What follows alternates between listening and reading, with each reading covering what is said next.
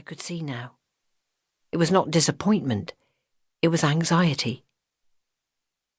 Tell them I'll make my own way when I'm finished. Gwen was watching me from the large warehouse window.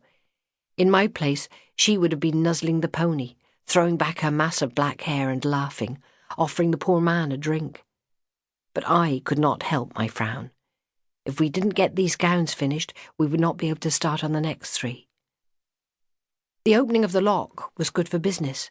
The order book was full to bursting, and we were set to make a good profit. But Gwen was getting tired. The new seamstresses were still too slow, and we were in danger of falling behind. Tom waved at me through the arch, smiling from beneath his massive curly black hair.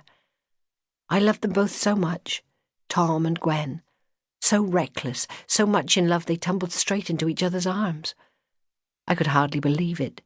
My younger brother, 3 months married and a baby imminent. I waved back, a flicker of envy making me feel suddenly empty. What was wrong with me? I was being courted by Nathan Cardew. Nathan Cardew.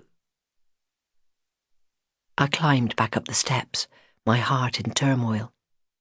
"You work too hard, Elowyn Liddicot," Gwen said, putting her arm around me. "You're all frowns when you should be smiles. Most women would scratch your eyes out for Nathan Cardew. Honest to God, you should be jumping straight into that cart, not sending it away." A hot blush burned my cheeks. He's very handsome and very kind. Don't misunderstand me. I'd be proud to have him as my husband. It's just... "Just what?" she laughed. "You've got a string of men you're not telling me about." No, of course not. I laughed back. It's just... I'd have to give up working here. Gwen searched the heavens. "Now I know you with the fairies.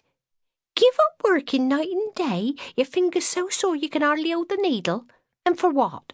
So you can sit in a parlour and have a maid bring you tea. You're going soft in the head, Ellie Liddicot. There's even rumours he's to have one of the pier houses." I felt strangely like crying. Wonderful prospects. A life with a man who offered me so much. How stupid could I get? How do you know when it's right, Gwen? How do you know to take such a big step? Her arm tightened, her smile turning suddenly conspiratorial. "It's when they kiss you. That's when you know. It's when you should tell them to stop, but you want them so bad you can't say no." She swung me round, taking hold of my shoulders. "You will let him kiss you, won't you, Ellie?" "Gwen, really, I hardly know him." Her eyes darkened beneath her troubled brows. "Ellie, promise me you won't go all strict and uppity. Don't put on your airs and graces. Let him kiss you, or at the very least let him take hold of your hand."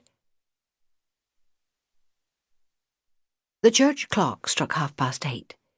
It was much later than I thought, but the gowns were finished and I stood looking at them with a surge of pride. They were to be worn in Bath.